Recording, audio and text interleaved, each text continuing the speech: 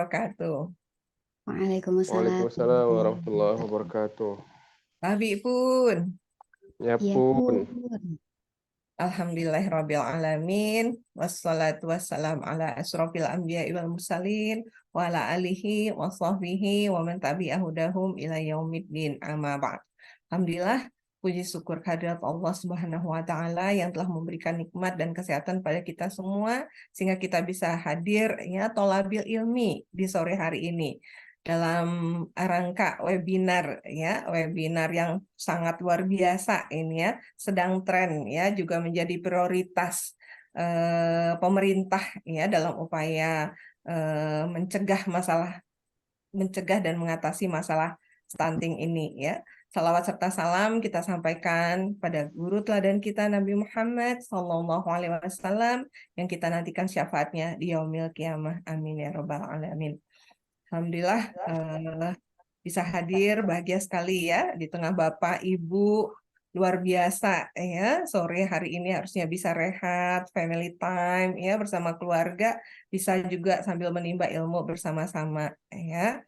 Saya sebagai Ketua Yayasan Sahabat Keluarga Berjaya ingin menyampaikan bahwa webinar ya kesehatan reproduksi, pranikah dan upaya pencegahan kejadian stunting ini menjadi sesuatu yang prioritasnya bukan hanya pemerintah, tapi kita juga sebagai anggota masyarakat ya sangat peduli dengan kondisi ini ya, terutama terkait dengan kualitas hidup dari generasi kita di masa yang akan datang.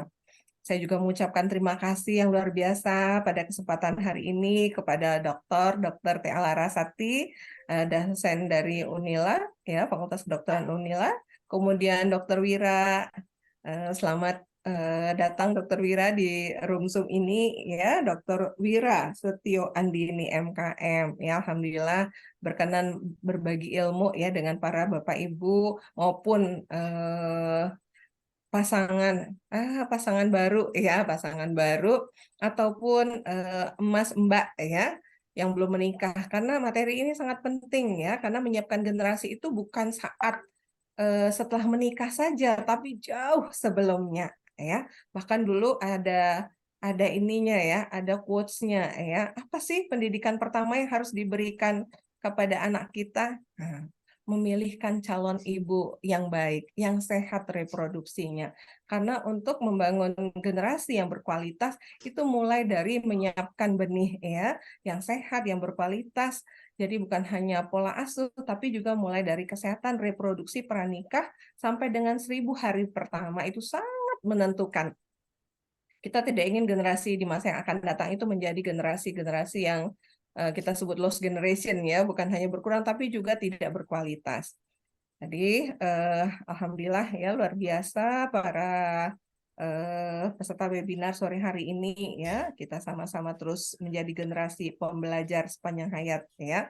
Jadi katanya kalau generasi yang terpelajar itu adalah pemilik masa lalu, tapi generasi yang terus belajar itu adalah generasi pemilik masa depan.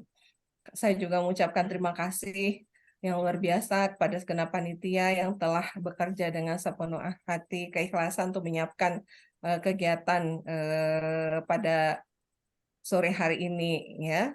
Sekilas info Dr. Wira, Dr. Laras bahwa Yayasan Sahabat Keluarga ini memang baru sekali ya didirikan tahun 2023, hadir dalam upaya bersinergi dengan semua unsur baik pemerintah, swasta maupun masyarakat ya untuk bersama-sama meningkatkan ketahanan keluarga. Kita menyiapkan mulai dari kegiatan webinar ya, pranikah, parenting, keayahan itu menjadi kekhasan kita. Kemudian kita sudah membuat hotline center.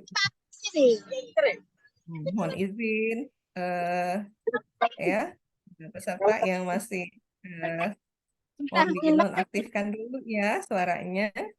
Jadi kita juga sudah memiliki hotline center konsultasi keluarga ya. Kita juga di Yayasan Sahabat Keluarga selain ada divisi penguatan keluarga, ada divisi ketahanan ekonomi keluarga karena ini juga sangat mempengaruhi ketahanan keluarga.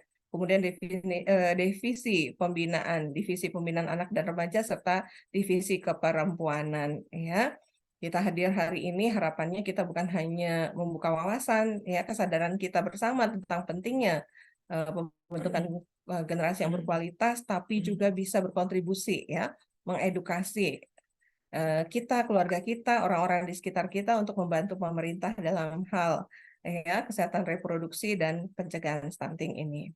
Ya, baik Bapak Ibu, mohon izin jika dalam pelaksanaan nanti banyak hal yang masih kurang ya dalam pelaksanaan ini, mohon maaf atas kehilafan kami. Izinkan saya menutup dengan pantun ya, biarkan kayu menjadi abu. Abunya putih bagaikan susu. Selamat menyimak Bapak dan Ibu serta peserta semuanya ya, tetap semangat karena materinya sangat seru. Demikian sambutan saya. Wallahul muwaffiq ila aqwamit thoriq. Wassalamualaikum warahmatullahi wabarakatuh. Waalaikumsalam warahmatullahi wabarakatuh. Terima kasih kepada Ibu Dr. Rika atas sambutannya. Beliau adalah ketua dari Yayasan Sahabat Keluarga Berjaya yang tadi menyampaikan visi misi di balik yayasan ini dan juga agenda-agenda yang kita lakukan. Baik, Bapak Ibu, mungkin sebelum kita ke materi, kita sapa dulu ya. Ini pematerinya sudah pada hadir nih, Masya Allah ya. Ibu-ibu luar biasa. Ibu Dokter Wira, gimana kabarnya Ibu? Assalamualaikum. Waalaikumsalam, alhamdulillah. Baik, luar biasa, Mbak Intan. Masya Mungkin Allah, salam kenal baiklah. Bu Rika. Oh iya, salam kenal Ibu. Kayaknya kita Salam juga belum kenal pernah bertemu dokter. Iya, kita offline ya. betul. Benar, Masya Allah. Ini salah satu berkah teknologi ya, Ibu ya. Meskipun belum pernah bertemu secara offline, tapi ternyata kita terhubung nih sekarang. Iya, Kemudian alhamdulillah. Alhamdulillah. Kemudian kita sapa narasumber kedua kita, Ibu Dr. Tea Larasati. Gimana kabarnya Ibu? Alhamdulillah, Khair, baik ya, sehat. Luar biasa.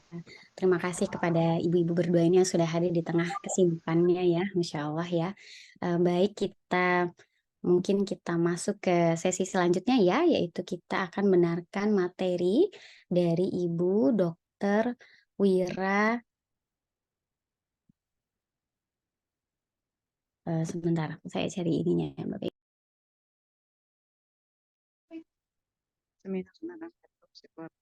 Yang ikutnya.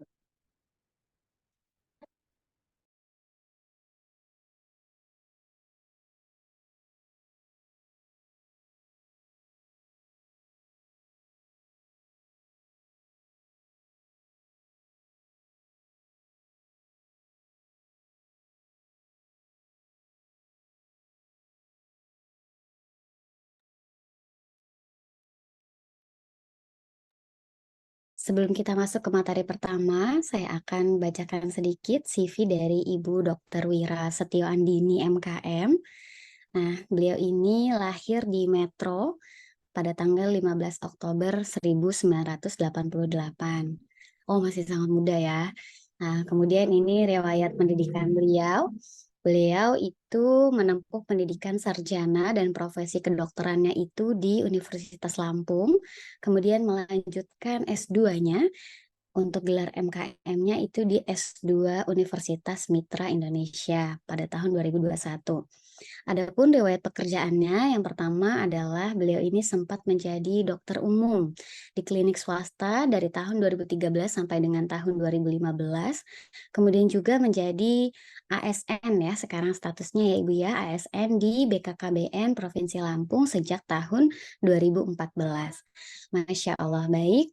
Tidak berlama-lama, marilah kita mendengarkan dan menyimak materi dari Ibu Dr. Wira. Kepada Ibu, dipersilakan.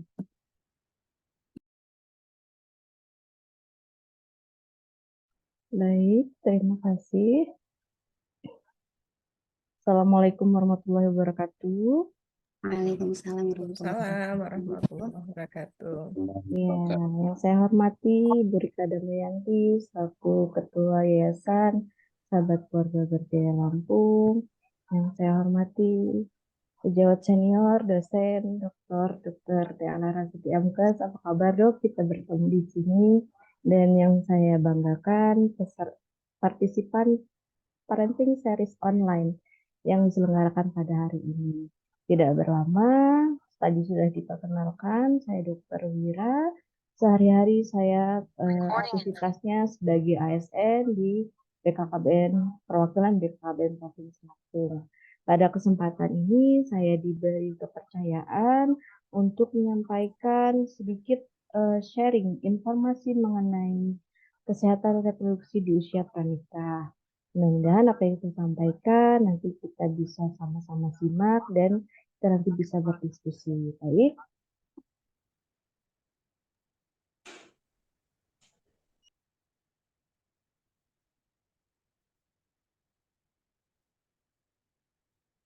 Oke. Parents dan generasi milenial, kira-kira perlukah kita tahu apa itu kesehatan reproduksi dan apakah itu hal yang harus diketahui pada usia pranikah? Apabila kita membahas permasalahan kesehatan reproduksi di usia pranikah, tentu kita lekat dengan usia remaja. Untuk itu, di awal ini saya akan mencoba mengenalkan, mungkin sebagian kita sudah tahu apa itu remaja, tapi akan lebih saya perjelas lagi bahwa remaja dibatasi dari rentang usia. Menurut WHO, penduduk dalam rentang usia 10-19 tahun adalah remaja. Menurut Kemenkes, tahun nomor 25 tahun 2014, rentang usianya di 10-18 tahun. Sedangkan menurut BKKBN, rentang usia remaja itu 10-24 tahun dan belum menikah. Dan pada masa remaja adalah suatu masa di mana terjadi perubahan baik itu biologis, psikologis, dan juga perubahan sosioekonomi. Biologis ditandai dengan munculnya tanda-tanda seksual sekunder pada diri perempuan maupun laki-laki yang sampai pada puncaknya menunjukkan kematangan kondisi seksual dari masing-masing individu. Dari sisi psikologis, pada saat remaja, individu akan mengalami perkembangan psikologis dan pola identifikasi sebagai masa peralihan dari anak-anak menuju dewasa. Dan ada perkembangan dari sisi sosioekonomi karena ada peralihan dari ketergantungan penuh kepada mungkin orang tua atau lingkungan menjadi kondisi yang relatif mandiri. Yang dimaksud dengan sehat reproduksi bagi remaja adalah kondisi sehat yang menyangkut sistem, fungsi, proses reproduksi yang ada di tubuh remaja. Sehat di sini bukan semata bebas dari penyakit atau kondisi kecacatan. Sehat ini adalah sehat mental dan juga sehat sosiokultural. Castro bagi remaja sangat bermanfaat, yaitu agar memiliki informasi yang benar tentang proses reproduksi. Sehingga remaja memiliki sikap dan perilaku yang bertanggung jawab mengenai proses reproduksinya. Menurut Badan Pendanaan Kependudukan PBB Regional Asia Pasifik secara global, ada 5 alasan penting kenapa pendidikan reproduksi dan juga seksualitas harus diberikan secara bermutu. Yang pertama, bisa menunda hubungan seksual pertama pada remaja, menurunkan angka hubungan seksual di usia remaja, mengurangi kebiasaan remaja bergonta-ganti pasangan, dan mengurangi perilaku seksual berisiko. Secara survei, remaja sangat beresiko terinfeksi HIV atau AIDS yang merupakan bagian dari penyakit menular seksual atau disingkat IMS. Setiap 5 menit, remaja di bawah 25 tahun bisa terinfeksi HIV. Dan setiap 10 menit ya, rentang usia 15-19 tahun melakukan aborsi menurut Annual Report tahun 2021.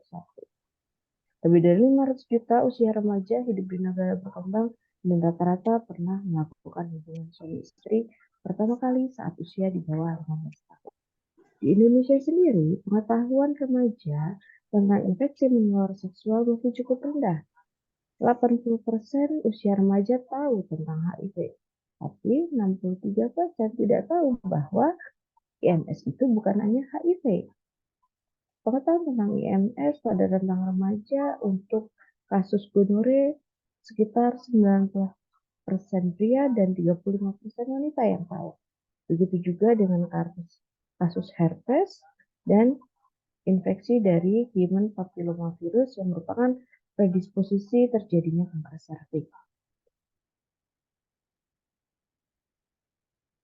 Mengapa pengetahuan gastro remaja di Indonesia ini masih rendah? Ada beberapa faktor.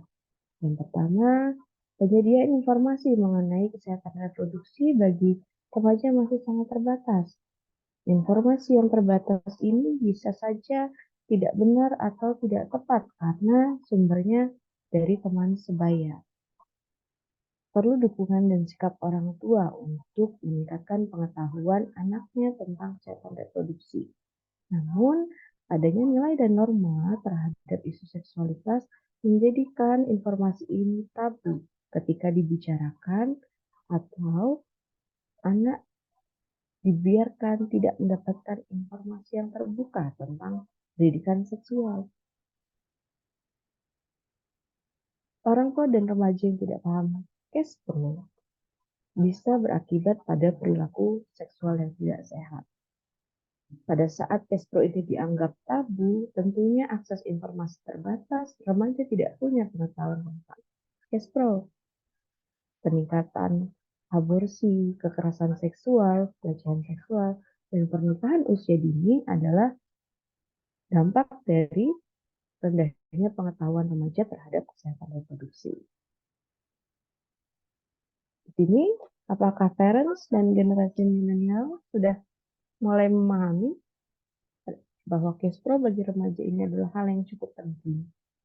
Saya harap sudah ya, karena berbagai fakta, berbagai kondisi menyatakan bahwa ini hal yang memang harus disampaikan, harus diberitahu kepada generasi remaja kita.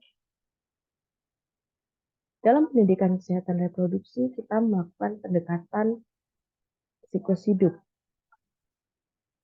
Pendekatan siklus hidup ini artinya bahwa di setiap tahapan kehidupan manusia atau individu terjadi permasalahan kesehatan reproduksi.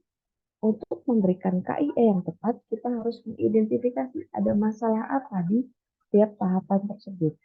Dan pada kondisi rentang umur remaja, ada 3 hal yang menjadi isu prioritas, yaitu pubertas, pendewasaan usia perkawinan, dan KESPRO calon pengantin.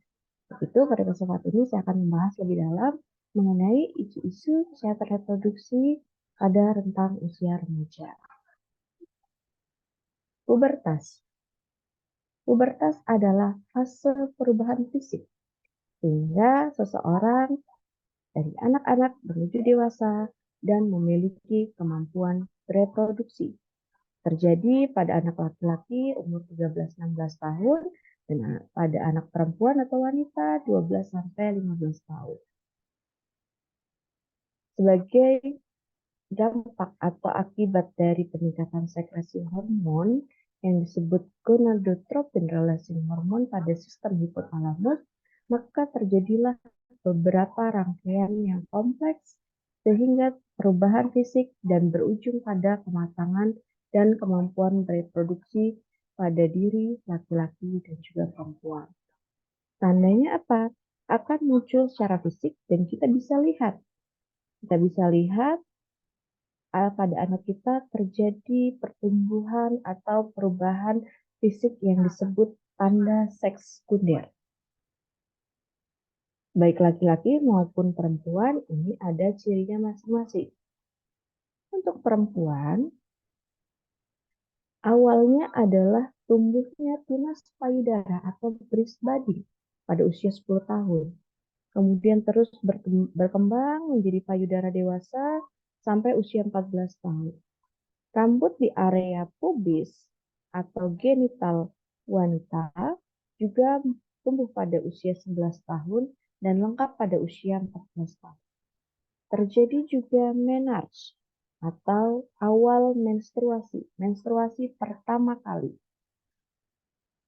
Dan apabila terjadi menarche atau menstruasi pada anak di masa pubertasnya, itu adalah fase akhir dari perkembangan pubertas. Biasanya di usia 12,5 tahun.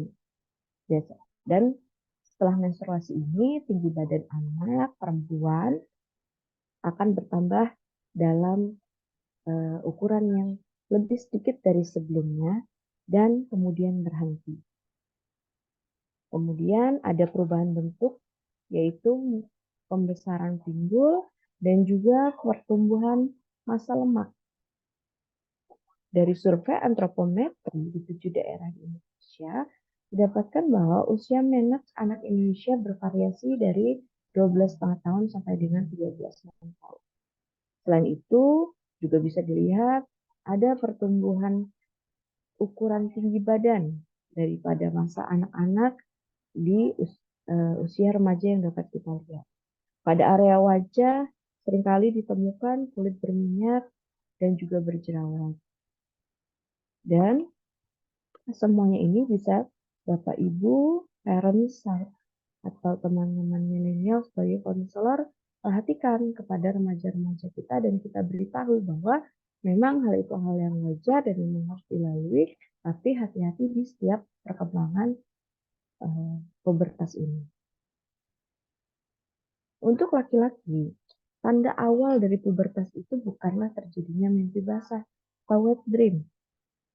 Tanda awalnya adalah meningkatnya volume testis. Pembesaran testis umumnya terjadi di usia 9 tahun. Kemudian diikuti dengan pembesaran penis dan juga growth spurt atau pacu tumbuh. Dan pertumbuhan maksimal di usia 17 tahun.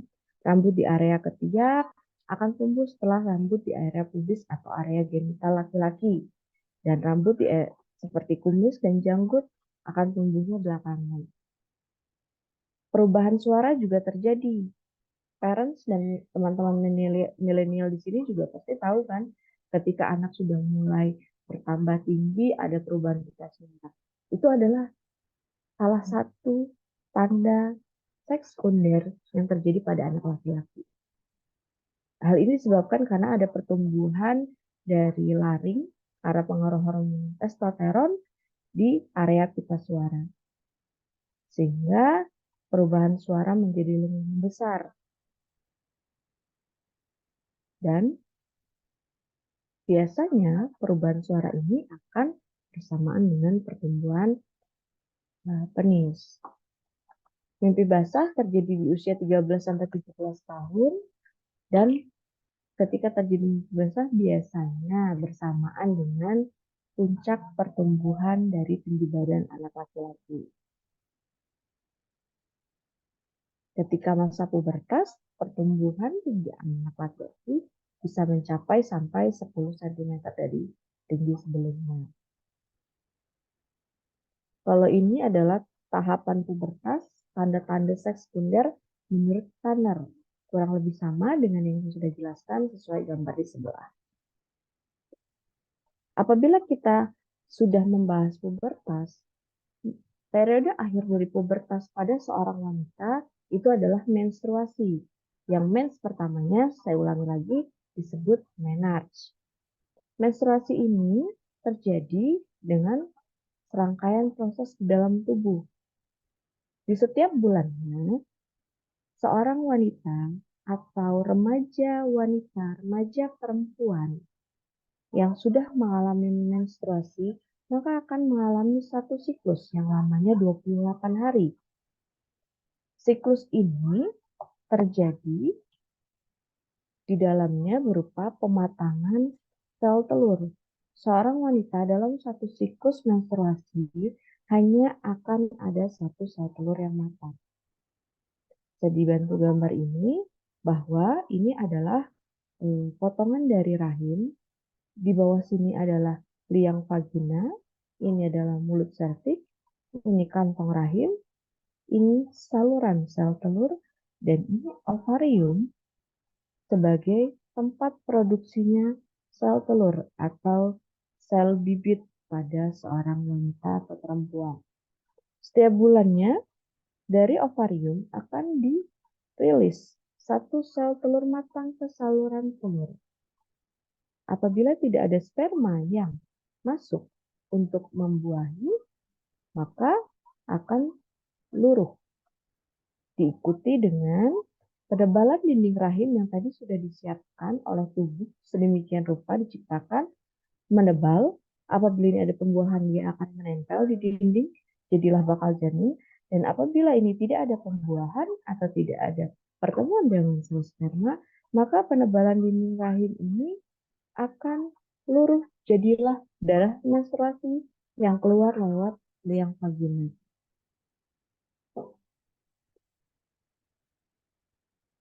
Siklus menstruasi terjadi 28 hari, di mana ovulasi yang saya sebut sebagai masa pelepasan sel telur tadi disebut dengan masa subur. Artinya masa subur adalah masa di mana berpotensi terjadinya kehamilan. Dan waktunya adalah hari ke-14 setelah hari pertama, hari terakhir. Semisal teman-teman semisal teman-teman menstruasi hari pertamanya di tanggal 19 Agustus.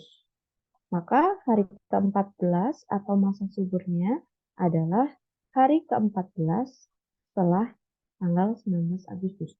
19, 20 dihitung selanjutnya sampai dengan hari ke-14. Perlu diketahui bahwa sperma yang masuk ke dalam tubuh kita itu memiliki usia 72 jam, sedangkan sel telur memiliki usia 24 jam. Artinya, ketika terjadi hubungan seksual 2 hari sebelum terjadinya ovulasi atau 1 hari setelah terjadinya ovulasi, maka kemungkinan kehamilan itu cukup besar. Untuk itu, kita sebagai parent, sebagai konselor remaja, sebagai pendamping remaja, harus perlu mengetahui hal ini untuk mengetahui bahwa mengetahui masa subur adalah satu-satu upaya untuk mencegah kejadian kehamilan yang tidak diinginkan. Karena kita sudah membahas tentang kehamilan, tentu kita harus berbicara usia perkawinan yang ideal. Disebut dengan pendewasaan usia perkawinan. Sebagai upaya untuk melakukan perkawinan agar di usia yang ideal. Ideal dalam arti sehat secara masa reproduksinya. Organ reproduksinya sudah siap. Pemerintah mengatur bahwa wanita di bawah 21 tahun sebaiknya tidak dulu melakukan pernikahan. Mungkin saja ada beberapa faktor budaya yang menyebabkan ia menikah. Pada dasarnya pemerintah tidak melarang, namun ditunda dulu untuk kehamilannya. Karena masa reproduksi sehat sesuai bagan ini ada di usia perempuan 20-30 tahun. Dan untuk laki-laki dalam upaya meningkatkan usia perkawinan pertama sebaiknya dilakukan di usia 25 tahun ke atas. BKKBN memiliki bagan perencanaan keluarga berdasarkan tentang usia tersebut. Di bawah 21 diharapkan menunda perkawinan atau menunda kehamilan. Ketika berusia 21-35 tahun, dibolehkan memiliki anak namun diatur jaraknya dan juga jumlahnya. Dan apabila di atas 35 tahun, maka diharapkan bisa mencegah terjadinya kehamilan karena kehamilan di atas usia 35 tahun cukup berisiko terhadap ibu maupun janinnya. Begitu peran alat kontrasepsi bisa digunakan pada rentang usia ini. Kenapa pernikahan usia muda sebaiknya ditunda? Dan ada istilah pendewasaan usia perkawinan karena usia muda secara mental itu dianggap belum siap untuk menghadapi dinamika rumah tangga. Dari sisi organ reproduksi pun pertumbuhannya belum optimal. Berbagai problem bisa muncul ketika pernikahan dilakukan di usia muda, usia remaja, yaitu tidak siap mengurus atau mengatur rumah tangga, tidak siap dalam mencukupi kebutuhan ekonomi, dan kesulitan dalam memberikan pengasuhan dan juga mendidik anak. Kita harus bisa memahami kondisi-kondisi kehamilan yang memang memiliki resiko. Selain tadi sudah saya bahas sekilas kehamilan di usia muda atau terlalu muda, ada juga kondisi lain, yaitu terlalu tua, terlalu dekat jarak anak antar kehamilan pertama dan kedua, dan terlalu sering, akhirnya juga terlalu banyak. Itu ada beberapa alasan kenapa dihindari untuk hamil pertama di usia kurang dari 21 tahun. Selain kondisi rahim dan organ di panggul yang belum berkembang secara optimal, mental pun juga belum siap menghadapi kehamilan dan menjalankan peran sebagai seorang ibu. Adanya pengetahuan yang kurang tentang gizi yang baik dan pemeliharaan kesehatan yang baik di usia muda berpotensi melahirkan bayi prematur. Kondisi anemia yang sering terjadi pada kehamilan di usia yang terlalu muda juga memberikan risiko perdarahan pada saat persalinan yang berujung pada meningkatnya angka kematian ibu dan bayi.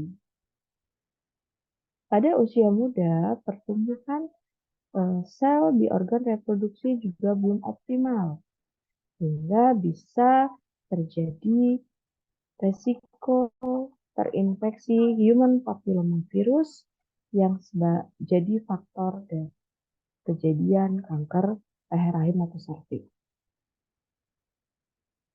Di atas usia 35 tahun, kehamilan juga harus dihindari. Karena yang tadi kalau di bawah 21 belum siap organnya, di atas 35 fungsinya sudah menurun. Dan beberapa kondisi komplikasi bisa terjadi. Selain perdarahan, ibu dengan kehamilan di atas 25 tahun harus hati-hati terhadap potensi terjadinya peningkatan tekanan darah pada saat kehamilan yang berujung pada kondisi preeklamsi dan juga eklamsi. Adanya resiko ketuban pecah dini dan lahirnya bayi prematur. Kondisi-kondisi ini bisa meningkatkan kematian ibu dan juga bayinya. Jarak antar kelahiran juga harus diatur, lebih dari 3 tahun. Untuk kehamilan dengan jarak yang terlalu dekat, bisa berpotensi mengalami keguguran, anemia, cacat bawaan, dan juga lahir prematur. Ibu menjadi kurang optimal untuk merawat dan menyusui bayinya. Akibatnya perkembangan bayi juga jadi kurang optimal. Perhatian orang tua kepada anak-anaknya juga tentunya akan terbagi. Dan jika anaknya terlalu banyak atau terlalu sering melahirkan, ini selain berdampak pada tumbuh kembang anak dan juga pola asuh, juga cenderung bisa jadi faktor predisposisi CA cervix atau kanker leher rahim. Karena pada kondisi hamil, biasanya sistem tubuh di kekebalan tubuh menurun sehingga rentan terinfeksi virus HPV. Jadi dari serangkaian yang sudah saya jelaskan, kita bisa simpulkan bahwa dampak positif pendidikan kesehatan reproduksi usia pranikah yang pertama, mengatasi angka kematian ibu yang saat ini masih terus tinggi, kemudian angka kematian bayi bisa menurun, kasus HIV dan AIDS menjadi berkurang, kanker alat reproduksi berkurang, kesertaan KB meningkat, kejadian kekerasan seksual dapat diminimalisir, usia kehamilan remaja dapat berkurang, ledakan penduduk terkendali, bonus demografi optimal, dan terwujudnya generasi emas dengan daya saing yang sehat dan unggul. Kesehatan reproduksi seorang perempuan saat hamil akan mempengaruhi 2 generasi berikutnya. Demikian yang disampaikan, dengan bermanfaat. Terima kasih. Wassalamualaikum warahmatullahi wabarakatuh. Waalaikumsalam warahmatullahi Waalaikumsalam wabarakatuh. warahmatullahi Luar wabarakatuh. biasa. Terima kasih Dokter Wira atas materinya. Tadi ada beberapa yang saya highlight ya. Sebenarnya materinya ini daging semua ya. Tapi ada beberapa yang saya highlight sedikit. Yang pertama adalah bahwa memang yang namanya kesehatan reproduksi itu bisa kita mulakan gitu ya. Untuk anak-anak kita mengetahui sejak dia menjelang usia pubertas. Kemudian tadi juga bahwa quote terakhir gitu ya, kesehatan reproduksi wanita itu akan berdampak pada 2 generasi gitu ya, selama hamil itu tadi. Baik, terima kasih Bu Dokter Wira atas materinya. Selanjutnya kita akan mendengarkan pemaparan materi kedua dari Ibu Dr. Tea Larasati MKes. Nah, sebelum beliau menyampaikan materi, saya akan membacakan sedikit tentang beliau. Beliau ini adalah seorang dokter yang lahir di Teluk Bentung pada tanggal 18 Juni 1977. Kemudian beliau melanjutkan pendidikannya di Sekolah Dasar SD Muhammadiyah Teluk Betung. Kemudian melanjutkan SMP-nya di SMP Negeri 2 Bandar Lampung, kemudian SMA Negeri 2 Bandar Lampung, dan melanjutkan pendidikan di Fakultas Kedokteran UNS dan lulus tahun 2002.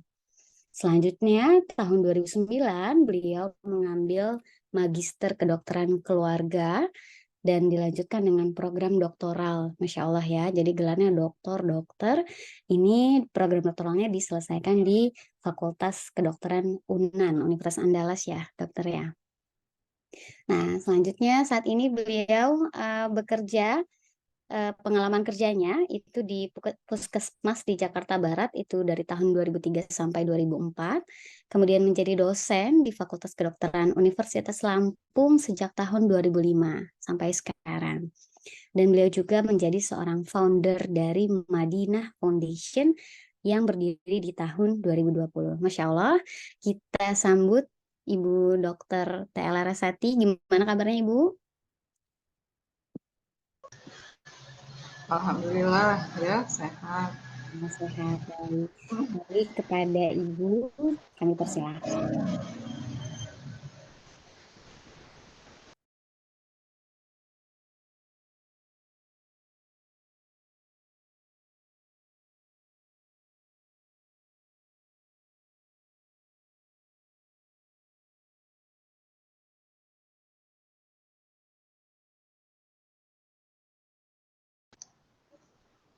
Ya.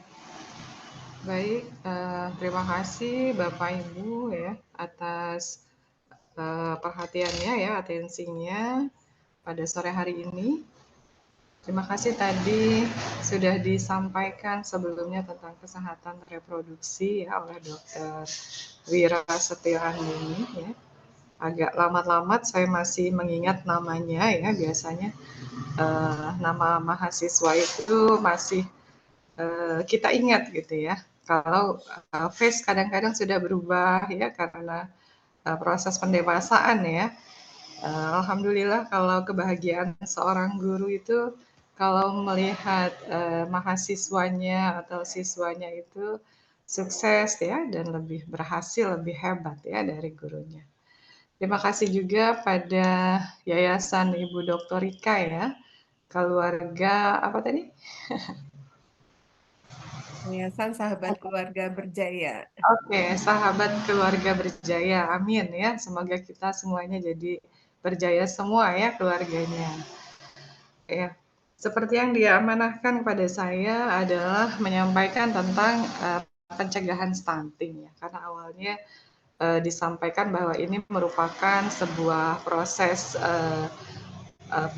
pembelajaran atau sharing kepada pranikah gitu ya. Jadi saya mempersepsikannya bahwa ini konteksnya adalah pencegahan stunting khusus lebih fokus kepada upaya pranikah ya.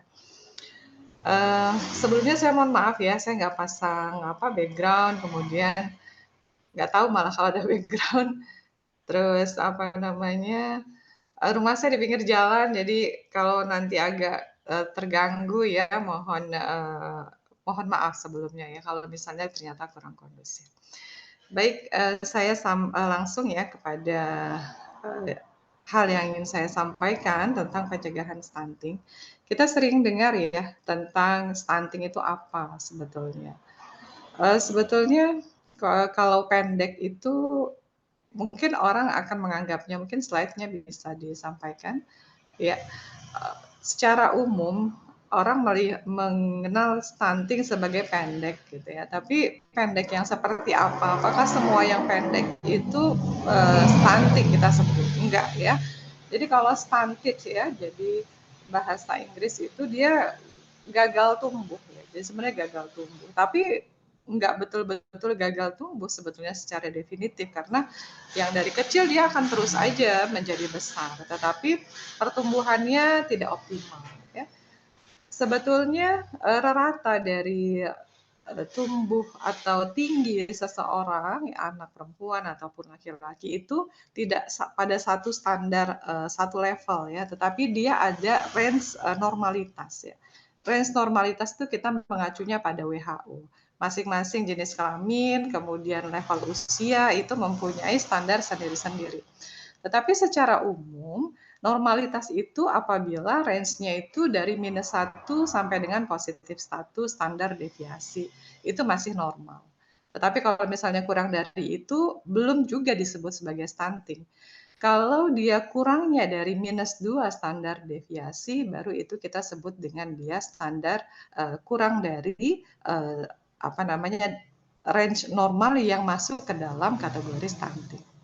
Nah ini jadi ada semacam, kalau kita lihat secara umum kalau sudah besar itu ada perbedaan tinggi gitu ya, ada perbedaan tinggi yang signifikan.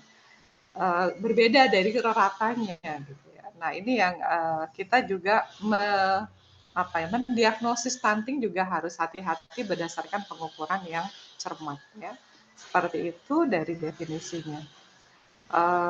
Kenapa kemudian ini menjadi concern ya, menjadi keprihatinan kita ya, karena kalau kita lihat di sini sebetulnya Lampung lumayan bagus ya. Dia dari tahun 2021 kalau yang di sini itu dia sudah di bawah 20%.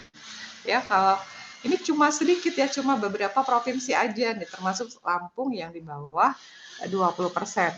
Selebihnya ya dari 33 provinsi itu semuanya masih di atas 20% angka stuntingnya. Ya, next. Nah, ya, tahun 2022 berdasarkan update yang terakhir ternyata kita itu turun lagi dari 18% tahun sebelumnya itu menjadi 15,2. Nah, ini mudah-mudahan nanti di 2024 itu kita bisa sampai ke 10% ya kalau melihat dari grafik yang direncanakan di Provinsi Lampung. Kalau kita sendiri targetnya secara nasional sebetulnya 14% ya tahun 2030. Nah, ini kita sebenarnya on the track, tapi semuanya bisa berubah. Ya, ini kita harus berkontribusi deh ya. Kita kalau misalnya nggak mau muluk-muluk, ini program yang seperti apa kita nggak paham, minimal buat keluarga kita sendiri ya.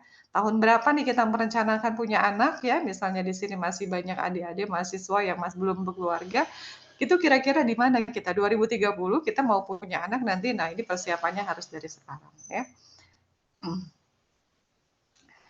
Baik, kenapa ini menjadi concern seperti yang saya sampaikan tadi? Karena sebetulnya ini tidak berpengaruh sesaat itu langsung gitu ya. Kita lihat ini seperti apa gitu, enggak. Tetapi mungkin itu lebih terasa nanti jangka panjang. Tapi bagaimanapun juga dari banyak penelitian ya, ketika anak-anak stunting itu yang pertama adalah dia lebih sering sakit ya. Daya tahan tubuhnya lebih rendah ya.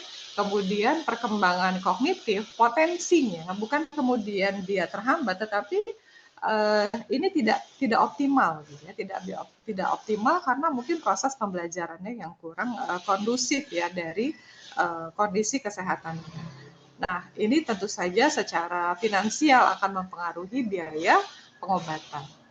Secara jangka panjang ya, yang paling banyak diteliti adalah tentang resiko anak-anak stunting ini untuk menderita penyakit kronis ya. penyakit kronis seperti diabetes gitu ya yang paling banyak diteliti ya, dan penyakit-penyakit degeneratif yang lain. Kemudian karena tadi ya pertumbuhan dari kognitif, motorik dan verbalnya tidak optimal, kemungkinan ini prestasinya tidak optimal, sehingga seharusnya mungkin dia bisa mencapai level tertentu yang lebih baik dari kapasitas belajar maupun perform dalam belajar, sehingga nanti ketika besar ya dia mempunyai produktivitas yang juga kurang optimal. Seperti itu ya. Jadi kalau kita melihatnya hanya 1 orang, 2 orang, ini sih nggak ada masalah. Tetapi kalau ini menjadi gejala umum dari suatu bangsa, misalnya Indonesia, ini tentu saja akan melemahkan daya saing kita ya sebagai bangsa. Misalnya kalau di luar negeri gitu ya, kita apply untuk suatu pekerjaan. Nah ini orang Indonesia nih terkenal misalnya tidak mempunyai daya juang atau kesungguhan yang tinggi dan seterusnya, ini akan berdampak pada situ penilaian secara keseluruhan. Padahal sebetulnya kan nggak boleh ya, kita harus bangkit membentuk sebuah generasi yang berdaya saing gitu ya, termasuk dengan bangsa yang lain. Ya, silakan dilanjutkan. Ya, teruskan. Nah, untuk itu dalam beberapa tahun terakhir, pemerintah itu mencanangkan tentang pencegahan stunting. Secara umum ada 2 strategi ya, ada intervensi spesifik dan ada intervensi sensitif. Nah, kalau beberapa tahun yang lalu pendekatan kita itu dalam pencegahan stunting 1000 HPK ya, 1000 hari pertama kelahiran. 1000 hari pertama kelahiran itu adalah 2 tahun pertama setelah kelahiran ditambah dengan 1 tahun sebelumnya atau dari masa kehamilan atau sebelum mendekati sebelum kehamilan, itu yang dicanangkan ya. Tetapi ternyata dalam kajian yang lebih mendalam banyak sekali kondisi-kondisi yang sebetulnya harus disiapkan lebih dini, lebih awal ya untuk satu kehamilan ya, untuk melahirkan anak-anak yang tidak berisiko stunting. Sehingga pendekatannya tidak lagi 1000 HPK tetapi menjadi 8000 HPK. Bagaimana 8000 HPK? Artinya dari sejak seseorang itu lahir, bayi itu lahir, dia sudah harus dipersiapkan untuk generasi yang kemudian akan dia lahirkan nantinya. Gitu loh. Jadi akhirnya kalau pendekatannya seperti tadi siklus kehidupan ya, ada dari masa bayi dan balita ya, itu juga harus sudah menjadi fokus untuk pencegahan stunting gitu loh. Ya, kalau dulu kalau sudah stunting udah terlanjur dia sifatnya irreversible, selama ini masih dianggap seperti itu, tidak bisa diperbaiki. Nah, dari bayi dan balita kemudian menuju ke anak sekolah ya, sekolah dasar, kemudian SMP. Nah, fokusnya di remaja dan usia produktif. Nah, ini yang sekarang di 8000 HPK ini menjadi keprihatinan atau fokus dari pemerintah untuk program-program pencegahan stunting khususnya yang intervensi spesifik. Jadi kalau bisa dilihat ya Bapak Ibu, adik-adik, kita lihat di sini mungkin sudah begitu sering ya mendengar tentang bagaimana sih kalau ibu hamil itu ya, ada suplementasi besi, kemudian ada pemberian makanan tambahan ibu hamil, penanggulangan kecacingan, ada vaksin untuk ibu hamil ya, atau imunisasi gitu ya, kemudian ibu menyusui dan seterusnya. Kita akan lebih fokus kepada bagaimana pada remaja dan usia produktif ini yang akan kita lakukan pencegahan stunting, karena memang waktunya cuma terbatas sehingga saya akan fokus di situ. Untuk program-program yang lain tentu saja ini juga penting karena ini tadi sudah dibingkai dalam sebuah upaya yang disebut 8000 HPK tadi ya, 8000 hari pertama kelahiran. Ya. Baik, selanjutnya. Nah, kalau tadi saya sebutkan ada dua strategi utama, yaitu intervensi spesifik dan intervensi sensitif. Intervensi sensitif ini tidak kita rasakan langsung ya, karena ini merupakan upaya program yang lintas sektoral antar departemen, antar kementerian di Indonesia ini ya, dari pertanian, dan kemudian dari sosialnya, ada BKKBN juga, ada pekerjaan umum ya, ada pemberdayaan perempuan dan perlindungan anak, ya. Kemudian ada Kementerian Agama juga terlibat, pendidikan dan kebudayaan juga. Ini semua mereka punya banyak program yang sebetulnya ditujukan untuk pencegahan stunting. Karena secara umum tadi ya, stunting itu disebabkan oleh kekurangan gizi kronis. Kekurangan gizi kronis ini ternyata akan diperberat oleh banyak hal ya, dari misalnya intake yang kurang dari keluarganya, kemudian keadaan keluarganya yang tidak sehat, kemudian juga infeksi yang tinggi, resiko infeksi, dan ketersediaan dari air bersih. Sehingga kalau kita lihat banyak sekali itu saluran air bersih di mana-mana ya lagi dibangun, itu salah satunya adalah implementasi dari program pencegahan stunting. Ini saya hanya memframing kembali, membingkai, mungkin banyak Bapak Ibu yang melihat banyak sekali ada saluran PAM dan seterusnya. Itu sebetulnya secara tidak langsung itu upaya pemerintah untuk pencegahan stunting. Ya, baik. Ya, sebetulnya tidak banyak hal yang perlu kita siapkan pada masa remaja ya atau sebelum pernikahan untuk pencegahan stunting. Tadi kan sudah disampaikan oleh Dr. Wira bahwasannya kita perlu mengupayakan kondisi yang optimal ya dalam pembentukan kesehatan reproduksi. Ya. Intinya seperti itu. Jangan sampai ketika kita mengalami proses reproduksi itu saluran kesehatan reproduksinya atau organ kesehatan reproduksinya itu tidak dalam kondisi yang optimal. Tadi sudah dijelaskan ya, seperti apa sih kondisi yang optimal tadi seperti apa. Nah, di sini karena berdasarkan penelitian ya, pemerintah punya satu sistem untuk melihat bagaimana kesehatan, derajat kesehatan di Indonesia itu dengan banyak misalnya riset kesehatan rumah tangga, riset kesehatan dasar, itu semua mengcapture bagaimana kondisi kesehatan kita. Salah satu yang menjadi concern atau keprihatinan kita adalah anemia ya. Anemia ini tidak hanya pada ibu hamil yang tentu saja nanti akan berisiko terhadap banyak kejadian nanti ketika melahirkan. Tetapi juga anemia terjadi sejak remaja.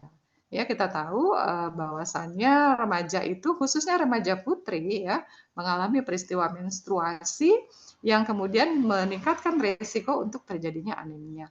Nah, tidak satu-satunya sebetulnya kenapa remaja putri itu menstruasi anemia ya tidak hanya karena menstruasi tetapi karena banyak hal yang lain ya. Nah, ini harus dicegah sehingga ketika nanti remaja putri kemudian menjadi dewasa dan siap untuk bereproduksi, ini tidak dalam status anemia ya. Jadi harus diupayakan ya.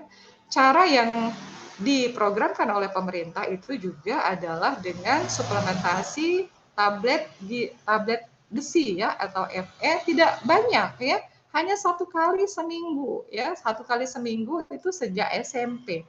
Di mana tadi usia menars itu ya 12 tahun ya, kalau Dr. Wira bilang tadi 12 tahun, walaupun mungkin ada yang lebih awal ya, mungkin banyak juga yang dari kelas 5, kelas 6 SD sudah menars ya, tapi program ini sejak SMP itu sudah diberikan 1 tablet besi. Nah, ibu-ibu ya yang sudah punya anak, tadi ada yang cerita sudah ada anak, coba tolong kadang-kadang di sekolah ya luput ya, ini kita berikan 1 tablet besi setiap kan ya. Kemudian selanjutnya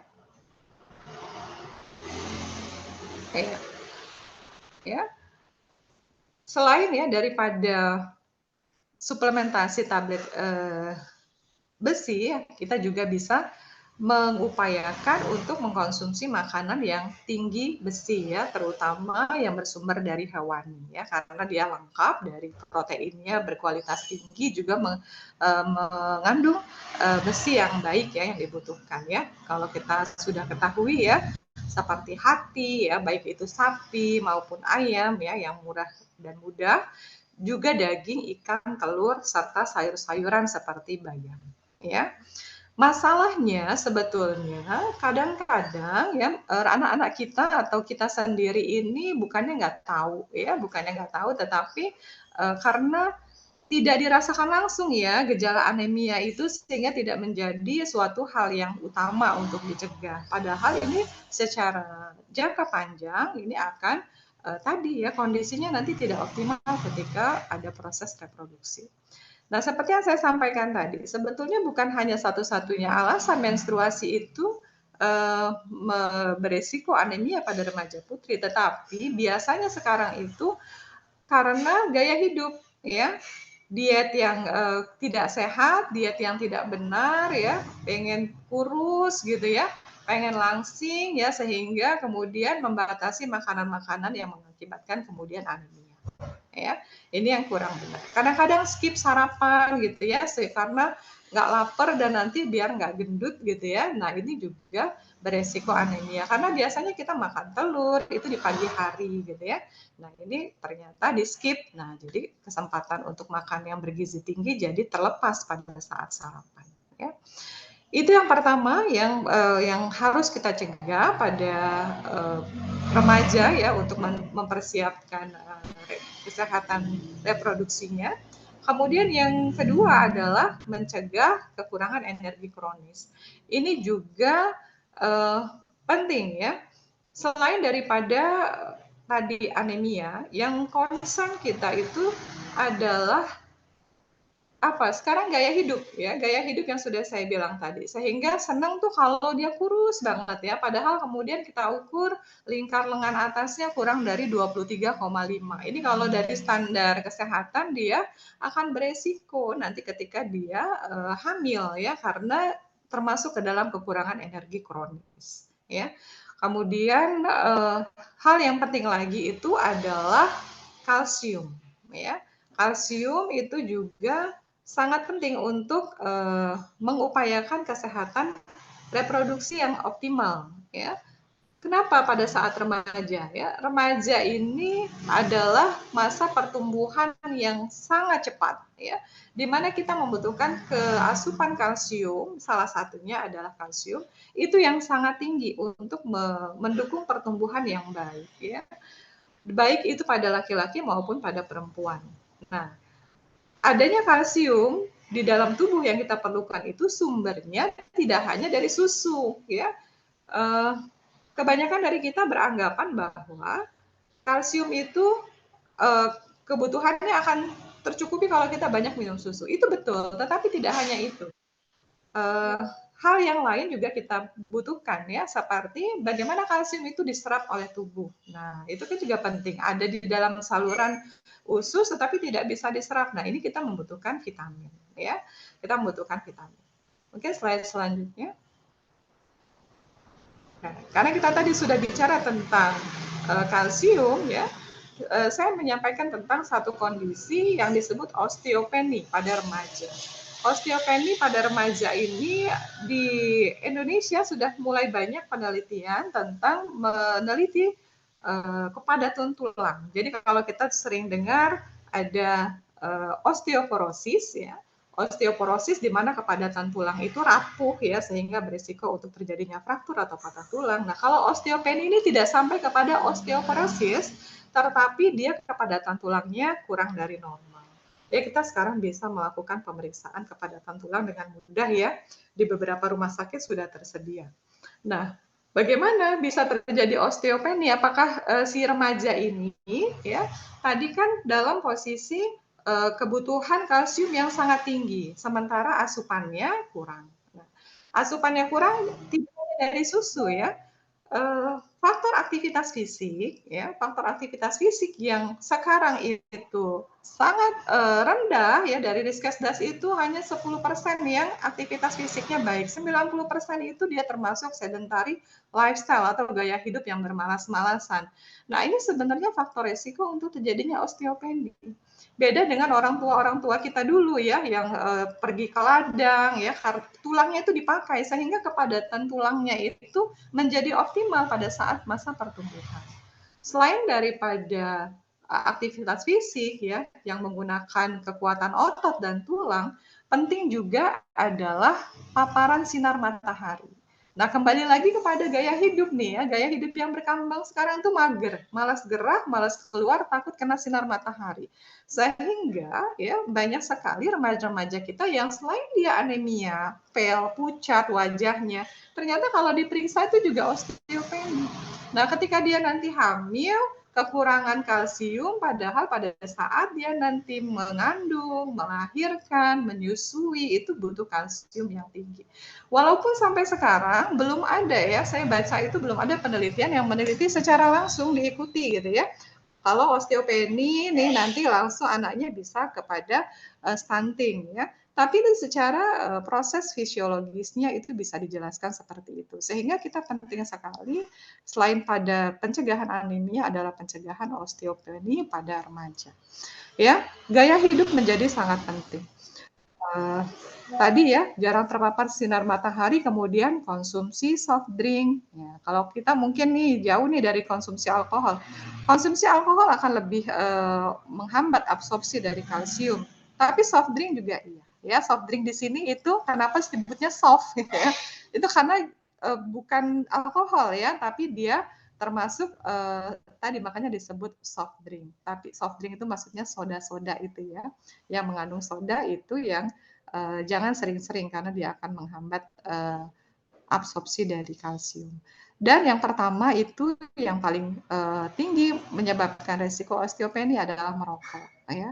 Jadi yang mana nih yang harus kita utamakan? Ya semua, jangan kita merokok, jangan kurangi konsumsi soft drink, kemudian kita harus lebih aktif, lebih terpapar oleh sinar matahari, kemudian dietnya itu harus seimbang, jangan diet yang penting kurus gitu, ya, tapi diet yang mencukupi kualitas keperluan zat gizinya, ya. Kemudian jangan konsumsi alkohol. Ini pentingnya untuk mencapai kepadatan tulang pada remaja. Ya, selanjutnya, ya, saya tidak, ini yang terakhir, ya. Kalau dilihat dari gambar ini, ya, semua prosesnya baik itu mengandung, menyusui, apalagi nanti membesarkan anak, itu membutuhkan kalsium. Kalsium tidak berdiri sendiri dibutuhkan, tetapi dia butuh yang lain juga. Ada magnesium, ya, kemudian ada besi, ada vitamin A, ada vitamin D juga. Gitu, ya. Kalau tadi disebutkan oleh Dr. Wira, kenapa jangan kita hamil gitu, ya, pada saat sebelum 21 gitu, ya, karena terutama pada perempuan. Pertumbuhan yang optimal itu kalau pada perempuan sekitar 17-18 tahun yang cepat, ya. Walaupun sampai usia 21 tahun, perempuan masih tumbuh walaupun tidak signifikan, hampir nggak kelihatan, tapi masih ada pertumbuhan. Nah, ketika hamil, tapi kita masih dalam masa pertumbuhan yang membutuhkan kalsium yang bertambah tinggi, ya, otomatis kalsium itu akan diberikan kepada anaknya gitu, ya, diabsorpsi sehingga si ibu sendiri itu selain mengganggu pertumbuhan si ibunya yang sebetulnya masih dalam proses pertumbuhan, ini juga akan menyebabkan proses kehamilan, menyusui yang tidak optimal, ya. Dari penelitian yang terakhir, ya, dari tahun di atas 2020 itu sudah ada penelitian yang meneliti bahwa memang level dari kalsium pada anak-anak stunting itu lebih rendah daripada anak-anak yang tidak stunting. Ya, ini mungkin karena banyak hal, ya. Saya tidak menjudge bahwa ini karena ibunya yang kurang kalsium, mungkin juga karena dari asupannya. Tapi salah satu mungkin itu berkontribusi, gitu, ya. Berkontribusi karena memang ibunya tidak mempunyai cadangan kalsium yang sangat banyak, gitu, ya. Bahkan kalau orang hamil kan ada suplemen kalsium, ya, gitu. Apalagi dia harus memberikan kalsium juga pada anaknya. Gitu, ya. Nah, ini yang harus kita perhatikan ya. Tadi tidak hanya tentang anemia, tetapi juga ada kalsium, kemudian gaya hidup yang harus diperbaiki ya. Jangan kita termakan dengan gaya hidup yang salah gitu ya. Yang di luar sana itu harus kurus gitu ya, yang baru kalau gemuk sedikit itu udah stres ya, remaja-remaja sekarang gitu. Bahkan kalau udah yang kelihatan gemuk dia jadinya malu dan seterusnya. Ini yang harus diperbaiki, citra diri yang harus benar, diet yang harus seimbang ya, karena pada dasarnya itu hanya persepsi ya. Persepsi tentang keindahan itu kan kembali kepada diri kita ya, kepada keluarganya, kepada teman-temannya yang harus kita kembalikan bahwa yang sehat itu adalah yang seimbang. Dietnya kalau mau diet harus dipelajari, harus konsultasi sehingga nanti tidak anemia ya. Kalau diet boleh tetapi dia juga tidak boleh osteopeni gitu ya. Jadi memang harus melalui proses yang tepat ya. Saya rasa itu yang saya sampaikan. Semoga bermanfaat ya. Saya kembalikan lagi kepada moderator.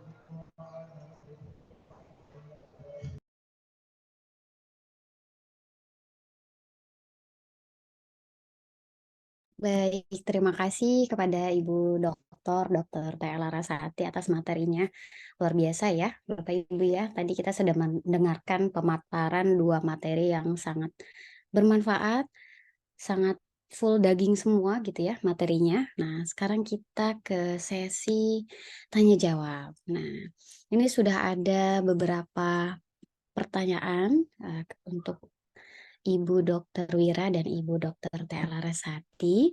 Yang pertama ini dari Ibu Puput. Nah, Assalamualaikum Ibu gitu ya. Alhamdulillah materi yang sangat penting sekali buat saya. Saya memiliki 2 anak perempuan, usianya 6 dan 3 tahun. Nah, kemudian anak pertama saya itu mulai bertanya, kenapa ibunya itu tidak puasa, nggak sholat gitu ya. Nah, itu saat kondisi ibu sedang menstruasi. Pertanyaan saya, kapankah waktu yang tepat kita bisa memulai menjelaskan tentang menstruasi ke anak dan bagaimana cara yang tepat menyampaikannya? Nah, ini mungkin pertanyaannya ke Bu Dr. Wira ya, tadi yang sempat bahas ya. Mangga Ibu dipersilakan. Baik, terima kasih. Alhamdulillah Bu Puput atas pertanyaannya. Jadi begini, ketika kapan kita bisa memulai untuk mengkomunikasikan edukasi tentang menstruasi ini ke anak? Tentunya adalah di saat usia anak tersebut bisa memahami apa yang kita sampaikan, apa yang kita perintahkan. Di usia 6 tahun saya rasa itu sudah mulai bisa. Tapi mungkin dimulai dari pengetahuan yang ringan dulu, bahwa bisa kita sampaikan menstruasi itu adalah bagian dari proses di badan yang terjadi di tubuh seorang wanita. Kenapa laki-laki tidak punya menstruasi? Karena kita jelaskan, karena laki-laki tidak memiliki organ rahim, tidak memiliki alat reproduksi yang sama dengan wanita. Cara menjelaskannya pun sama seperti kita menjelaskan kepada anak ketika mengajarkan kenapa sholat itu wajib, kenapa puasa itu wajib. Artinya kita memberi pemahaman bahwa menstruasi itu adalah satu kondisi perubahan yang berujung baik. Anak kecil kan biasanya takut dengan mungkin jangan dibilang ada darahnya, bukan. Mungkin lebih tepat kita bilang ini tanda diri ibu atau diri umi, diri mama sehat. Karena organ reproduksinya bekerja dengan baik. Kalau ini kerjanya baik, otomatis setiap bulan mama atau umi harus libur untuk melaksanakan sholat, untuk menjalankan puasa. Allah juga mungkin akan lebih senang kalau mama patuh untuk tidak memaksakan melakukan ini. Jadi mungkin dari hal yang ringan gitu. Nanti bertambah usia, dia juga akan mengalami pubertas. Mulai kita kenalkan lagi, terutama organ-organ intim.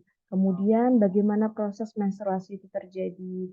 Dan nanti ketika dia sudah mengalami menstruasi, saya rasa dia akan lebih memahami bahwa oh ini yang dulu Umi ceritakan, oh yang ini dulu Umi ajarkan. Jadi ketika menstruasi pertama harapannya dia pun akan jujur ke kita, bukan kaget, bukan yang sembunyi-sembunyi. Biasanya kan anak untuk usia 10 tahun mengalami menarche itu akan diam saja, merasa ini perubahan yang tidak baik di tubuhnya. Tapi kalau misalnya eh, parents kalian bisa jelaskan, insya Allah anak-anak akan lebih mengerti dan tidak kaget, apalagi ini anak perempuan. Seperti itu. Makasih Ibu Dokter Wira. Benar ya, tadi jadi memang usia 6 tahun itu sudah mulai memahami, bisa juga mungkin via buku ya Ibu ya. Kan sekarang banyak tuh buku tentang reproduksi yang bisa difahami oleh anak-anak, tentunya dengan pendampingan orang tua. Nah, pertanyaan selanjutnya dari Ibu Ari, ya ini DM ke saya nih di chat Zoom-nya. Assalamualaikum, izin bertanya Ibu Dokter, apakah penyebab remaja menstruasi itu tidak normal? Kadang haid, kadang tidak. Kemudian bagaimana cara membuatnya normal kembali? Nah, ini anak saya usia 14 tahun. Terima kasih. Nah, mungkin di mana Ibu mau Dokter T atau Bu Dokter Wira, silakan.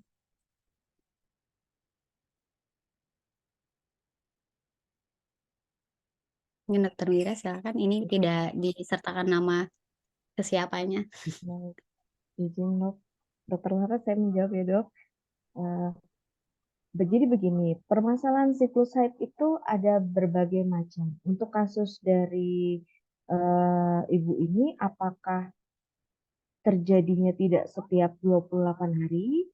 Apakah terjadi rutin 28 hari, namun setiap terjadinya itu lebih dari 7 atau bahkan lebih dari 10 hari, dan jumlahnya juga darahnya sangat banyak, mungkin lebih bisa dispesifikkan. Namun secara umum, bahwa siklus menstruasi terjadi selama 28 hari, lamanya 5-7 hari. Apabila ada pemanjangan sampai 10 hari namun tidak rutin terjadi setiap bulan, itu masih dianggap normal.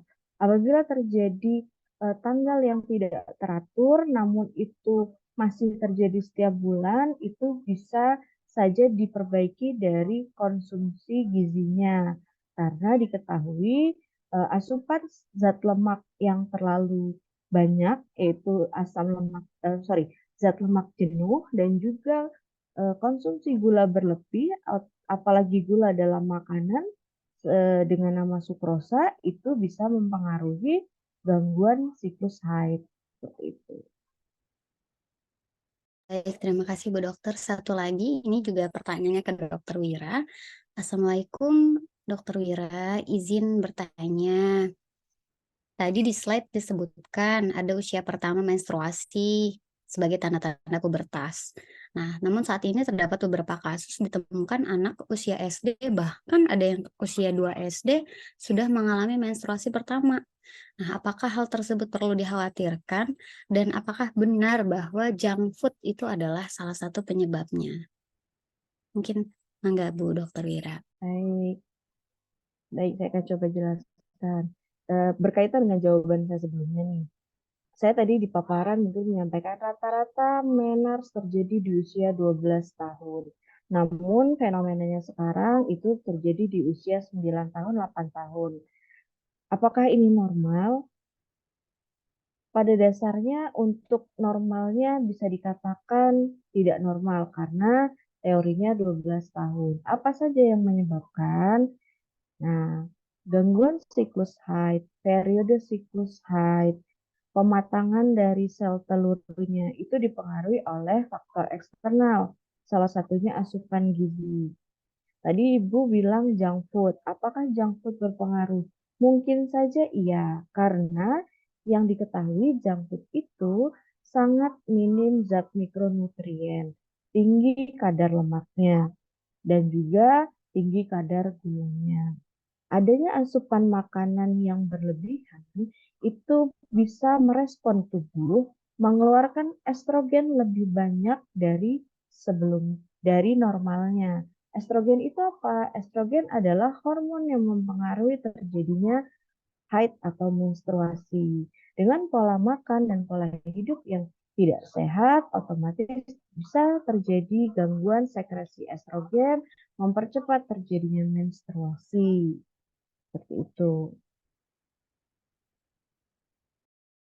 Terima kasih Dokter Wira atas penjelasannya. Nah, ini kita ada pertanyaan selanjutnya ke Dokter Laras ya. Terima kasih banyak Dokter Laras atas materi keduanya. Nah, untuk pemberian zat besi kepada anak mulai usia SMP, apakah hal ini sudah umum diketahui oleh para orang tua di Indonesia? Nah, karena saya baru mengetahui beberapa tahun ini karena berteman dengan teman yang anaknya itu memiliki masalah dengan zat besi. Kemudian adakah boleh menyebutkan dokter gitu ya merek zat besi apakah yang bisa dibeli di apotek untuk dikonsumsi anak? Nah, kepada Dokter Laras dipersilakan. Iya, sebetulnya ketika kita melakukan suplementasi itu kita berdasarkan pada kondisi ya. Memang kita anemia gitu. Kalau memang kita tidak anemia, sebetulnya tidak perlu suplementasi ya. Makanan yang mengandung besi yang banyak tadi sudah saya sebutkan itu tersedia banyak di sekitar kita, mudah didapatkan dan juga murah harganya ya, seperti hati itu kan, hati itu mudah ya, murah ya, kemudian divariasikan itu juga banyak. Cuma memang karena ini merupakan suatu kecenderungan dalam suatu populasi di masyarakat kita sehingga pemerintah menjadikannya suatu program gitu. Cuma kalau kita yang memahami, kita boleh dong lihat anak kita itu anemia apa enggak gitu. Boleh kok kita periksa aja. Periksa HB itu di puskesmas itu atau di lab itu murah kok ya. Atau dengan tanda-tanda ya. Dengan tanda-tanda misalnya kita lihat di mata itu pucat ya, di konjungtivanya itu ya, kemudian dia tidak jarang bergairah atau apa, itu kita bisa lihat seperti itu. Jangan-jangan anak saya anemia gitu. Tapi kalau dia selalu lincah, lihat matanya juga tidak ada tanda-tanda pucat, kemungkinan dia tidak. Nah, untuk yang seperti ini yang kita yakinkan saja dia tidak anemia dengan pemeriksaan. Ya, tetapi kalau memang ada tanda-tanda seperti itu, lebih baik kita suplementasi tadi ya, 1 tablet per pekan ya. Kalau apakah sudah diketahui? Seharusnya sudah ya. Karena apa? Ini sudah lama sekali menjadi program pemerintah. Kalau di puskesmas itu ada programnya di puskesmas, kemudian dia datang ke mana? Ke setiap SMP yang ada di wilayah puskesmasnya. Itu mereka ada program seperti itu.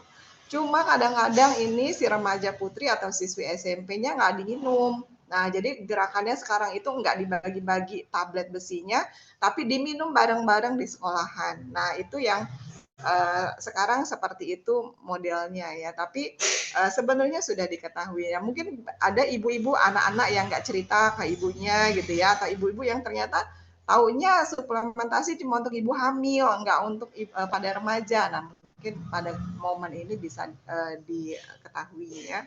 Kalau apa sih mereknya? Tentu banyak sekali dan itu murah ya. Jadi sebenarnya bukan masalah nggak ada duit buat beli itu, cuma memang kadang-kadang komitmen kita yang kurang. Apa saja boleh ya, karena sudah ada di apotik, dia baik untuk untuk dikonsumsi ya.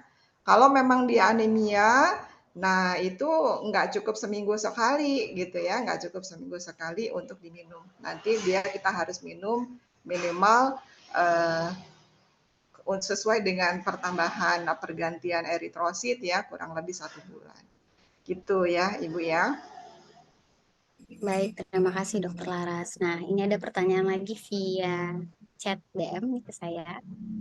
Assalamualaikum, Ibu Dokter, izin bertanya tadi terkait dengan stunting. Nah, anak saya ini masih kurang dari 2 tahun, usianya baru 18 bulan.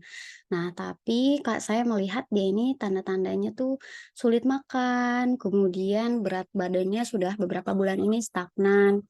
Kalau ke dokter katanya sih masih aman. Nah, ini beliau mengaku sempat ke dokter SPA, terus sebenarnya sih ciri ininya masih aman, cuman saya khawatir karena sekarang ini usia 18 bulan, BB-nya masih di 9,1 kilogram dan tinggi tinggi badannya ini sekitar 75 dok gitu ya. Nah, sementara berat lahirnya itu di 3,25 kilogram dan TB lahirnya itu 51 cm. Nah, mungkin bagaimana ini dokter?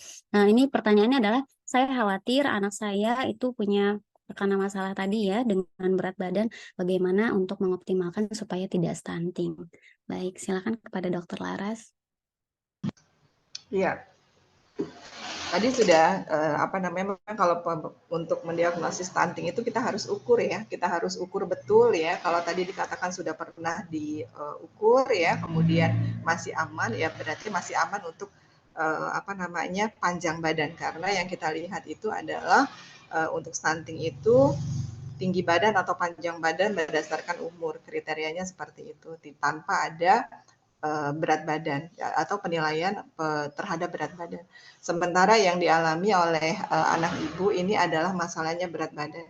Sementara kalau berat badan itu kemungkinan kekurangan gizinya secara akut ya. Jadi kalau tadi stunting itu karena proses yang panjang. Nah, ini dimaklumi atau memang banyak kasus yang seperti ini terutama pada proses peralihan bentuk dari makanan gitu ya, dari ASI kemudian jadi makanan yang lebih padat gitu ya, kemudian yang lebih utuh lagi gitu ya, nasi dan seterusnya. Nah, ini yang apa namanya, seringkali menemui banyak masalah. Apakah karena timingnya gitu ya yang kurang tepat pemberian, atau ada hal-hal yang sebetulnya mesti diupayakan dulu gitu ya. Kan ada kecenderungan anak yang aktif gitu ya, sehingga dia itu mendekati waktu makan tuh karena udah banyak aktivitas dia udah lapar. Sementara ada anak yang cenderungnya dia itu kalem ya. Mungkin ini hal-hal ini hanya satu contoh saja gitu, mungkin banyak yang lain karena memang banyak sekali masalah-masalah makan yang terjadi pada tadi ya, di dalam kurun usia 2 tahun, 3 tahun itu masih banyak masalah makannya. Nah, itu salah satu contoh, bukan masalah gizinya yang kurang karena ketersediaan gitu ya, tapi dari karakter si anak. Nah, ini yang harus kita lebih pahami gitu ya. Apa namanya, kondisi anak kita seperti apa. Jadi kalau memang dia itu contohnya nih ya, yang sudah sering diketahui bahwa jangan memberikan susu mendekati waktu makan karena dia akan cenderung nanti nggak mau makan yang cukup. Nah, ini yang seperti ini harus diperhatikan. Jadi memang harus banyak di checklist dulu ya, Ibu, sebenarnya apa nih masalahnya. Tapi kalau tadi ya, ini sebenarnya masalah berat badan. Tadi memang Ibu bilang berat badannya tidak naik. Nah, apakah karena beberapa kali sakit pada kurun waktu tersebut gitu ya, atau karena ada perubahan bentuk makanan, atau ada perubahan kebiasaan makan, waktu makan gitu ya, atau stres-stres yang lain. Seperti itu jawaban yang bisa saya berikan. Terima kasih dokter. Nah, kita lanjut, ada pertanyaan lagi. Nah, ini ada masih terkait dengan menstruasi, mungkin ya, sama ya menstruasi. Nah, ini untuk dokter Wira ini berarti, bagaimana jika menstruasi pada remaja itu sebulan 2 kali? Bahkan ada yang masa sucinya kurang dari 10 hari. Apakah faktor yang menyebabkan hal tersebut, dokter? Terima kasih atas jawabannya. Ya, baik. Em, Sebenarnya saya mau bertanya kembali, apakah ini terjadi pada satu orang atau ini pertanyaan yang dikumpulkan akhirnya ditanyakan secara general? Karena menstruasi tidak bisa ditanya secara general. Kasusnya case by case. Jika dia, satu contoh, jika dia terjadi 2 bulan sekali, itu artinya siklus haidnya memendek. Karena patokan normal 28 hari. Jika siklus haidnya itu memendek, artinya di bawah 21 hari. Nah, dengan siklus haid yang jadi 21 hari, maka harus dilakukan pemeriksaan organ reproduksi lebih lanjut untuk diketahui apakah ada kelainan yang menjadi penyebab dari timbulnya kondisi tersebut. Jadi, termasuk juga yang masa sucinya atau bebas haidnya hanya 10 hari. Artinya siklusnya itu kan cukup pendek. Apakah ada kelainan di dinding rahimnya? Apakah ada kelainan di sel telurnya? Atau beberapa kondisi lain. Jadi kalau seperti itu harus diperiksakan lebih lanjut. Kondisi yang pertama yang pasti akan muncul ketika haid berlangsung terus-menerus seperti ini dengan jeda yang cukup sebentar adalah anemia. Jadi yang pertama bisa kita lakukan adalah cek terjadi anemia atau tidak. Kemudian kedua, screening ke dokter spesialis kandungan untuk mengetahui kondisi dari alat reproduksinya khususnya di rahimnya untuk mengetahui penyebabnya. Jadi pengobatannya atau tata laksananya pun akan sesuai dengan pengobatannya. Hasil diagnosis yang ditemukan nantinya seperti itu. Mungkin Iya, itu baik. jawaban dari saya.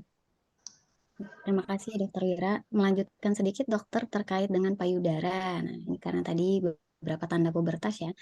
Untuk pertumbuhan payudara, apakah ada batasan umur dan apakah ada faktor yang mempengaruhi pertumbuhan? Karena saya punya saudara perempuan usianya 22 tahun, namun payudaranya terbilang kecil, tidak seperti perempuan pada umumnya. Silakan Bu Dokter Wira. Oke. Sebelumnya saya ingin bertanya kembali, apakah ukuran payudara atau pertumbuhan payudara ketika masa anak-anak individu ini terjadi perubahan ketika dia sudah mengalami menstruasi. Jadi kita harus tahu dulu, kalau sudah terjadi perbedaan, itu bisa dikatakan ada pertumbuhan. Kalau untuk batasan usia, biasanya 14 tahun itu sudah pertumbuhan yang maksimal, sesuai dengan kondisi tubuhnya, sesuai dengan kondisi hormonalnya. Untuk besar kecilnya itu tidak ada patokan secara khusus. Setidaknya organ tersebut bisa berfungsi secara normal. Itu. Baik, terima kasih Dokter Wira. Pertanyaan terakhir ini mungkin untuk Dokter Laras ya. Assalamualaikum, maaf dok, apakah kehamilan di usia ibu 45 itu berisiko tinggi? Kemudian bagaimana untuk menjaga kesehatan ibu dan janinnya? Terima kasih. Iya, baik ya. Kalau tadi penjelasan dari Dokter Vira tadi ya, memang kehamilan di atas 35 tahun itu termasuk risiko tinggi ya. Jadi artinya apa? Risiko tinggi itu meningkat ya, akan terjadinya perdarahan pada saat partus ya. Kemudian juga bahkan mungkin sampai yang paling fatal itu adalah terjadinya kecacatan pada janin.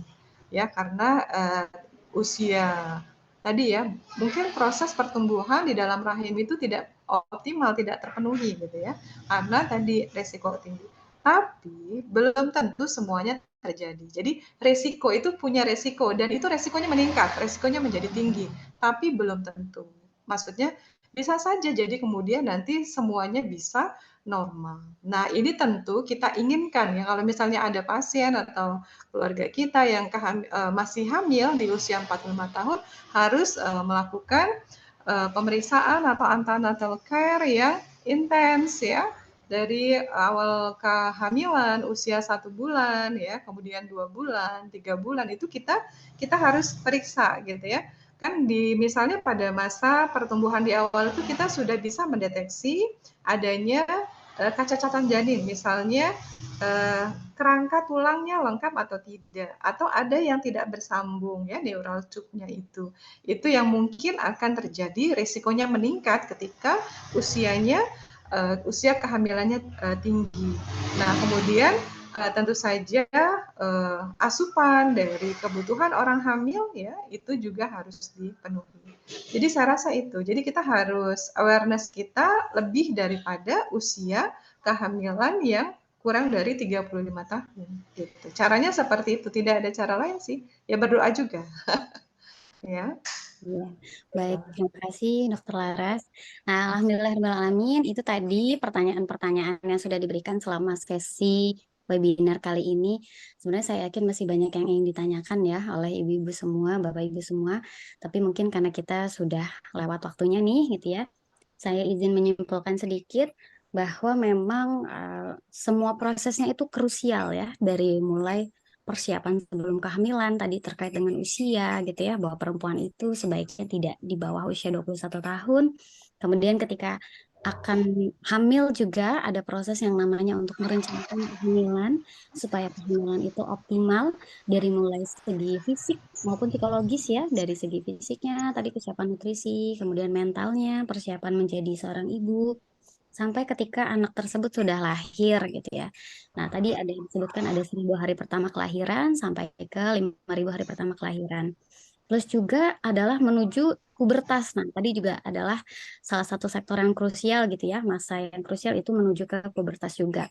Semuanya ini adalah sebenarnya dalam rangka kita mempersiapkan generasi terbaik ya, Bapak Ibu ya, untuk kita ke depannya, yang disebut dengan generasi emas Indonesia gitu ya. Dan diprediksikan memang Indonesia akan mendapatkan bonus demografi itu gitu ya, maka kita optimalkan anak-anak muda kita, generasi setelah kita, supaya mereka bisa mendapatkan apa yang dinamakan dengan generasi emas Indonesia itu.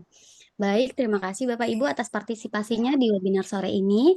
Mungkin sama-sama kita tutup dengan melafalkan hamdalah. Alhamdulillah. Saya juga mengucapkan terima kasih banyak kepada kedua narasumber kita, Ibu Dr. Wira Setio Andini, kemudian Ibu Dr. T.A. Larasati MKes, dan mungkin sedikit pantun sebelum kita akhiri. Sepatu cantik bermotif bunga, beli Cakep. beli sepasang untuk Ananda. Usai sudah kita belajar bersama, semoga Allah berkahi kita semua. Baik, Amin ya rabbal saya alamin. mohon maaf Bapak Ibu apabila masih terdapat banyak kekurangan, kepada Allah Subhanahu wa taala saya mohon ampun. Kita tutup. Wabillahi taufiq wal hidayah. Wassalamualaikum warahmatullahi wabarakatuh. Waalaikumsalam warahmatullahi wabarakatuh. Terima kasih.